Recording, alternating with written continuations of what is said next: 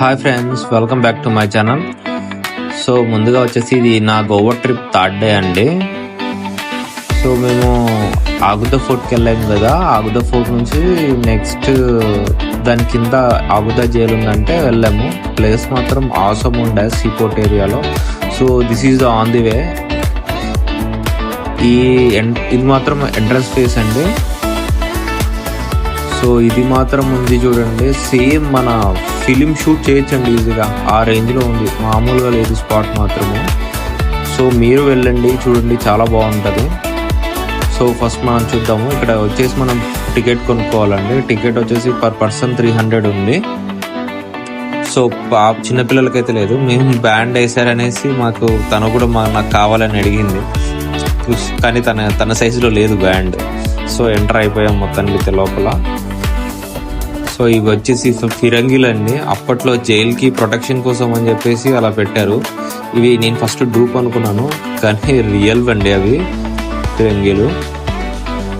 So వెళ్ళేటప్పుడు మాత్రం చాలా క్రేజీగా ఉండింది, ఎందుకంటే ఇది జైలు అంటే ఇలాగ ఉంటుందా అన్నట్టు ఉంటుండే.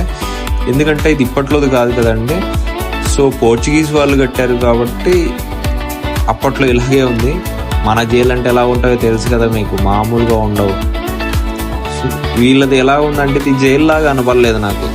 ఏదో మనకి రెస్టారెంట్స్ ఉంటాయి కదా, రెస్టారెంట్స్ కానీ లేదంటే ఒక 3 స్టార్ హోటల్స్లో బీచ్ సైడ్ ఉంటాయి కదా, అలా అనిపించింది. సో ఇక్కడ జైల్లో ఉన్న వాళ్ళైనా సరే జైల్లో ఉన్నట్టు ఉండిండరు. ఏదో ట్రిప్కి వచ్చి సరదాగా అలా ఉండి కొన్ని నెలలు ఉండిపోయినట్టు ఉంటుంది. అంటే టార్చర్ ఉంటే పర్లేదు. సో ఇలా దర్జాగా కుర్చీలు వేసి కూర్చోబెడితే చాలా బాగుంటుంది. సో రూమ్స్ అయితే ఉన్నాయి, కానీ అప్పట్లో టాయిలెట్స్ అనేది ఎలా చేశారనేది అర్థం కాలేదు నాకైతే. ఎందుకంటే బేసికల్లీ మన ఇండియన్ జైల్స్లో ఎవ్రీ జైల్ రూమ్లో టాయిలెట్స్ అనేది పక్కాగా ఉంటాయి, పార్టీషన్ చేసి పెట్టింటారు. ఇదైతే ఒక సినారియో. సో ఎలా వాళ్ళని ఇది చేసేవాళ్ళనేసి. సో దాంట్లోనే ఒక చిన్న మిల్క్ షేక్ అతను ఉండే, బట్ ఓకే, దాహం వేసింది, తిందాం అనుకున్నాము. తర్వాత చేస్తాం ఆ పని, ఇంకా ఏం చేయాలి మరి. సో ఇది వచ్చేసి చాలా పెద్దగా ఉంది ఈ హాలు. మళ్ళీ దీంతోనే కనెక్టివిటీగా ఈ జైలర్స్ వాళ్ళందరూ కూర్చొని ఏదైనా ప్రేయర్ చేసుకోవడానికి ఉండడానికి అన్నట్టు పెట్టారు ఇది.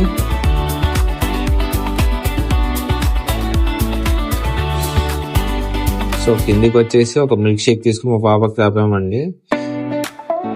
సో ఇది చిన్నగా లేదు, చాలా పెద్దగా ఉంది. ఇది చూసారా, తులసి మొక్క, తులసి చెట్టు. అసలు ఇదైతే ఒంటరి అయిపోయాను నేను. అసలు పోర్చుగీస్ వాళ్ళు గోవాలో జైల్లో ఇలాంటిది ఒకటి పెట్టారు. అది కాకుండా విష్ణుమూర్తి కూడా ఉన్నాడండి జైల్లోనే, తనకు కూడా ఒక గుడి కట్టించారు. ఇది నాకు చాలా బాగా అనిపించింది. ఆ క్యూఆర్ కోడ్ కొడితే ఆ జైలు ఇన్ఫర్మేషన్ మొత్తం వస్తుంది. సో అక్కడ చూసారా, అవి కనిపించేటువంటి షిప్స్ అండి, చాలా చాలా పెద్దవి. సో ఇది వచ్చేసి ఇప్పుడే కాదు, ఎప్పటి నుంచో అక్కడే స్టాప్ అవుతుండేనంట. ఎందుకంటే ఇది వచ్చేసి మనం ఆల్రెడీ మాట్లాడుకున్నాం కదా. సో ఈ పెద్ద పెద్ద జైల్స్ అని ఏదో విధంగా వాడేయాలనేసి, సో దీంట్లో ఒక హిస్టారిక్ గురించి చెప్పాలనేసి ఈ గోవాలో మనకు దానికోసం మనకు గార్డ్స్ ఎలా పనిచేసేవారు, ఫ్రీడమ్ ఫైటర్స్ గురించి, అందరి గురించి బాగా ఒక మంచి వీడియో క్లిప్స్ చేసి ఆ గ్లిమ్స్ అనేవి ఇక్కడ పెట్టారు. సో ఈ మిషనరీ ఉంది కదా, ఈ మిషనరీస్ ఏంటంటే ఓకే, అప్పట్లో వీళ్ళు ఇన్ఫర్మేషన్ ఎలా పాస్ చేసుకుంటుండే అనేసి ఒక వీడియో పెట్టారనమాట. ఎందుకంటే షిప్లో ఉన్నప్పుడు ప్రమాదం జరిగినప్పుడు ఎలా ఉంటుంది అనేసి ఒక బాటిల్లో అలా పేపర్ పెట్టేసి నిబ్బలు పెట్టేసి లోపలికి వేసేసేవాళ్ళు. అప్పట్లో వాళ్ళు ఆ టైంలో వాళ్ళ ఫ్రీడమ్ కోసం వాళ్ళు ఇది చేస్తుంటారు కదా, వాటి గురించి ఒక గ్రేట్నెస్గా చెప్పేసి పెట్టారనమాట. మళ్ళీ అవి మనకి చదువుకోవడానికి అనేసి మనం టైప్ చేసి కొట్టేస్తే మనకు వచ్చేస్తాయి. ఏమంటే తిరగడానికి ఓపిక ఉండాలి, కానీ మంచి స్పాటే, 1 టైం విజిట్ చేయొచ్చు, పదే పోయేంత కాదు. సో ఇది వచ్చేసి మనకు 3D విజిబిలిటీ అండి. 3D విజిబిలిటీ మనకు హిస్టరీ గురించి ఇచ్చారనమాట. ఇది ప్రజెంట్, పాస్ట్, ఫ్యూచర్ అనేసి. సో మీరు ఎటు సైడ్ నుంచి చూసినా సరే దీన్ని మనకి ఫ్రంట్ వ్యూ లాగానే కనబడుతుంది అనమాట. సో దీని గురించి మీరు అర్థం చేసుకొని కామెంట్ పెట్టండి.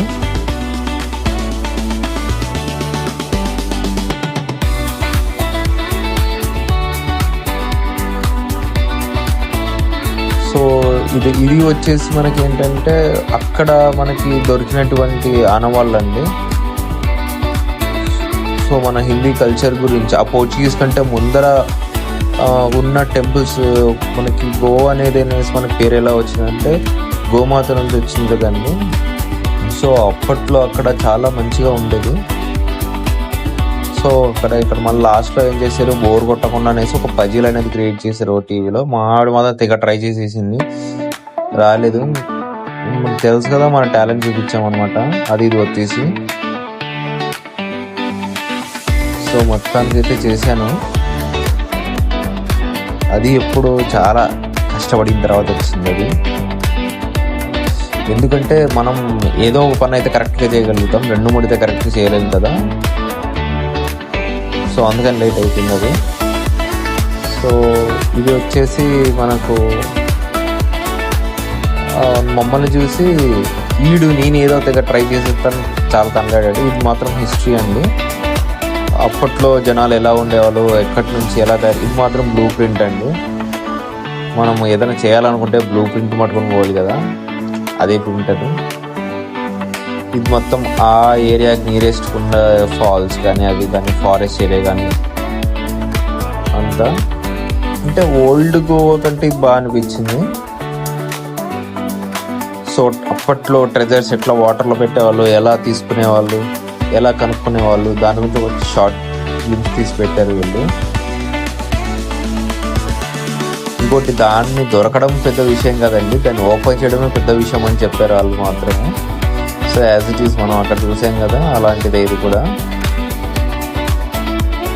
ఇది కూడా చాలా అంటే ఒక్కసారి చేసిన తర్వాత కాన్ఫిడెన్స్ వచ్చేస్తుంది కదా. సో అలాగనేసి మళ్ళీ ఒకసారి చేతపడి చేసినట్టు చేసామన్నమాట, అటుపక్క ఇటుపక్క తిప్పేసి. ఇదంతా చూసారా, ఇదంతా మన కర్ణాటకలో ఉన్న places. And first train, first aeroplane అన్నట్టు పెట్టారు. ఇది మాత్రం నాకు చాలా బాగా అనిపించింది, manual TV. So Goa history మొత్తం దాంట్లో పెట్టారు. సో అక్కడే మనకు చెప్పాం కదా ఆల్రెడీ మనము, ఆ గోవాలో ఫొటోస్ కలెక్షన్స్ అంటే వచ్చిన వాళ్ళందరూ ఫోటో కలెక్షన్స్ అనేది దీంట్లో సేవ్ చేసి పెట్టుకోవచ్చు. సో అలాగే మేము ఒక ఫోటో తీసుకొని సేవ్ చేసి పెట్టుకున్నాం దాంట్లో. సో ఇది వచ్చేసి మా ఫోటో. సో మీరు ఆ బాగా ఆలోచించారంటే మ్యూజియంలో ఉన్నాం మేము. మరి వచ్చేసి ఓల్డ్ టీవీ అండి, ఫస్ట్ టీవీ ఇది. అంటే మనం వింటేజ్ టీవీస్ ఎలా ఉంటాయి అనుకుంటాం కదా అలాగా. ఇది వచ్చేసి మాన్యువల్ టీవీ అని ఎందుకు మాట్లాడుకున్నాం కదా. అలా పైన స్క్రోల్ చేస్తుంటే మనకి గోవా హిస్టరీ గురించి మనకి రీల్ పెట్టారనమాట. సో అంతా అలా వచ్చేస్తుంది. సో మొత్తానికైతే అక్కడ నుంచి బయటపడ్డాము. ఇంకొక రూమ్లో మాత్రం చాలా పెద్ద హాల్లో క్రాఫ్ట్ వర్క్ అండి, హ్యాండ్మేడ్ తోని మనం ఎలాగ చేయొచ్చు అంటే వీటికి కూడా ఒక ఇది ఉంది అనేసి పెట్టారు. సో నాకు మాత్రం చాలా బాగా అనిపించింది ఇది. అంటే ఎవరైతే క్రాఫ్ట్ వర్క్ చేస్తారో, ఈ ఆర్ట్ వర్క్ చేస్తారో అంటే వాళ్ళకు ఒక మంచి ఫీల్ ఉంటుంది అనమాట. ఇంకోటి ఇవి ఒక్కొక్క పెయింటింగే లాక్స్లో ఉన్నాయండి, చాలా కాస్ట్లీ.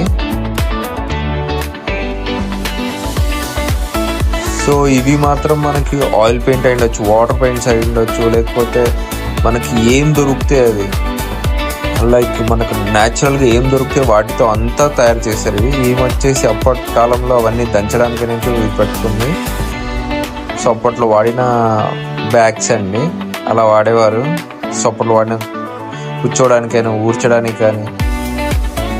మనం ఇప్పుడైతే మిక్సీ వాడుతున్నాం కానీ అప్పట్లో అలాంటి రాళ్ళే వాడేది. మీరు బాగా గమనించారో లేదో దీంట్లో ఒక విషయము. సో మనం ఏం చేసినా సరే వేస్ట్ అవుతుందని అనుకుంటాము, కానీ మనం చేసే ప్రతి పనిలో ఖచ్చితంగా ఒక యూజ్ ఉంటుంది అనేసి అనిపించింది అనమాట చేసిన తర్వాత. నెక్స్ట్ ఫ్యూచర్లో మాత్రం ఎలా ఉంటుందో తెలీదు. సో ఇప్పటికైతే కానీ మీరు కూడా ఇలాగే తిరిగి చూసి ఎంజాయ్ చేసి వాటిని ఎక్స్ప్లోర్ చేసి ఇంకా మంచిగా ఇది చేయడానికి అనేసి ఇలా పెట్టండి, తెలుస్తుంది ఎక్కడెక్కడ ఏమేమి ఉంటాయి అనేసి. సో ఈ టికెట్స్ టోకన్స్ మాత్రం ఎందుకు ఇచ్చారో మాకు లాస్ట్ వరకు అర్థం కాలేదు. ఇక్కడే తినాలంటే అవి తీసుకొని, మాకు అసలు ఫుడ్ నచ్చలేదు కాబట్టి మేము తినలేదు. సో ఓకే, ఫైనల్గా బయటకు అలా చూస్తే మంచి వ్యూ వచ్చింది. Thank you.